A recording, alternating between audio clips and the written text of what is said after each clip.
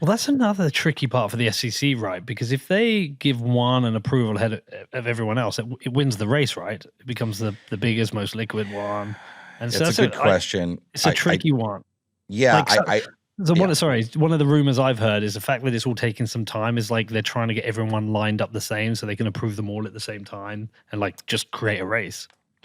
Yeah, I think they probably do want to approve them all at the same time if they can. But on the other hand, among the issuers, you have some issuers that already run products like this, right? Literally, right? Like 21 Shares runs ETPs all over Europe. Galaxy does, not with Invesco, but Galaxy Invesco is one of the applicants. Like Galaxy trades an ETF in both Canada and Brazil. Like so, like other Fidelity has a Canadian ETF, right? Like so, some of the issuers from an operational standpoint literally already know how to do this. Then also some of the issuers are big giant shops that do ETFs all the time, right? So like them doing all the paperwork, like at BlackRock or at Fidelity or at Invesco, like this is a lot different than a itty bitty issuer having to do all this paperwork, right? So I think it's truly much easier for the big issuers to issue ETFs and do all the legal work and answer all these amendments and do these filings than it is for smaller ones. So yeah, I think the SEC almost certainly would like to have them all launch at the same time.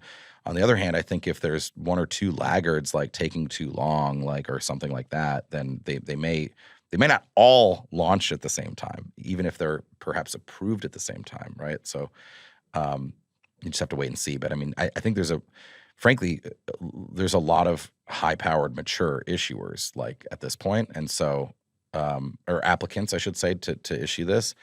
I think they would like to do it at the same time. That's true, and I think, but that puts the SEC theoretically on like the lowest common denominators timeline, and I think there is a possibility if one of them is a laggard in all the paperwork and stuff, they may move forward like and approve without that person. Yeah, but all the others maybe at the same time. Maybe doesn't Larry Fink do like an annual letter? I don't know. I'm sure I've heard about it. He does like this annual letter that goes out. I mean, I don't think he'd be on television saying Bitcoin's a flight to quality, part of a flight to quality trade if BlackRock wasn't very bullish on approval, right? I mean, the funny thing with like Fidelity is they've just been bullish on Bitcoin for so long that it's like it doesn't really like move the needle anymore when we hear that they're bullish, right? But like Larry Fink was opposed to it publicly several years ago. And now he's saying it's part of a flight to quality trade. So it's like, that's what he said, flight to quality. And you're like, they must think it's going to be approved, right? I mean, I don't understand why. Because I was like blown away by that statement he made, actually. I was like, this is significantly more bullish than I expected. And by the way, then we even need, like, thank you for realizing the fundamental value of Bitcoin, that it truly is a stable and transparent store of value at its system level. That's what I'm hearing. That's why I think it's a flight to quality, because I can store it, send it like securely, like self-sovereign wise, globally. Like to me, that does make it a flight to quality. But like, gosh, I didn't like he went farther than we even needed. I was like, they must genuinely believe that at this point. There's been the orange pill has been taken down. Maybe he's been down at PubKey drinking the orange pill drink, Dude, he spoke like he just had dinner with Michael Saylor. Yeah. I'm saying it's like we don't even need this. Like this is even farther than you. Yeah. Like I mean, he compared it to cash and gold basically as part of a flight to quality trade, which is just truly. I mean, my gosh, like we were at the point where this, in during the bear market between 2013 and 17, it was like Bitcoin's for criminals. Now it's like largest asset manager on earth says it's part of a flight to quality trade. It's truly remarkable. Yeah, I wonder if he's like been truly orange pilled. Like someone's really sat him down and truly orange pilled him, explained the fundamentals of Bitcoin, and he cares about the asset, or someone sold it to him and say, look, if BlackRock does this, like it's happening anyway, BlackRock has to do this, and if we do it, this is what it's going to do to our business. And I'm kind of like, I'm not 100% convinced he's like fully orange pilled in terms of himself versus orange pilled in terms of what it can do for BlackRock. I'm sure he's had the conversations. There are, as you know, I mean, at this point, like being into Bitcoin is no longer a niche thing. There's plenty of,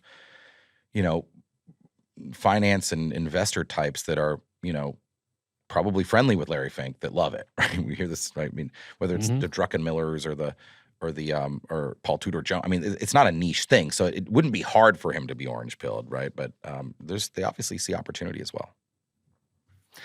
it could be a pretty weird time for us all when, and like, let's say if, well, we assume it will, and when it is approved, like, I can't Yeah. predict, I can't foresee what's going to happen, but uh, some people seem to think. I mean, didn't you come out? What did you come out and say that 14 billion of inflows in year one?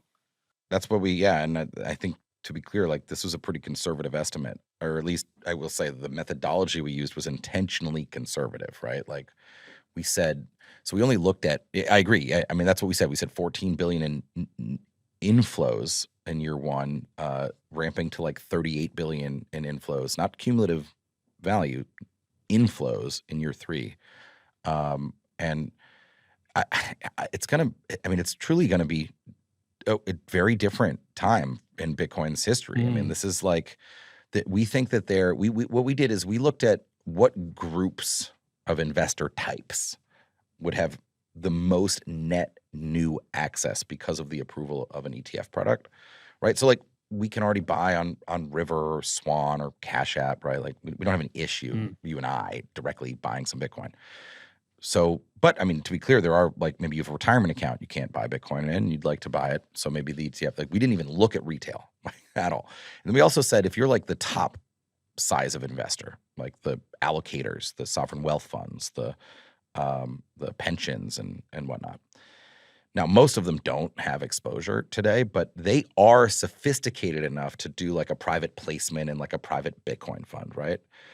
Of course. The segment, if they want to, they certainly have the time and the money and the lawyers to like read the documents and like, give it to one of the many companies that offer private funds. The segment that can't really do either is advisors, right? So financial advisors, wealth management, right? So that we looked at the US wealth management market, we broke it down into three categories: banks and broker dealers, broker dealers, banks, and independent advisors. So the broker dealers are like, examples are like the big like bank platforms that have advisors, like, I don't know, Merrill Lynch, right? Like, or whatever, Morgan Stanley. The advisors at these platforms, the menu of investable options is set by the platform, right? So if they don't have a Bitcoin option on the platform, they don't have a way to present it to their clients to even consider it, right? Like that. And I mean, some of them do have some of the private funds on their platforms, but many don't, and most don't. And they're not able to buy the trust products or the cash settled futures ETFs. They're just not on those platforms. I'm not aware that they're on any of those platforms.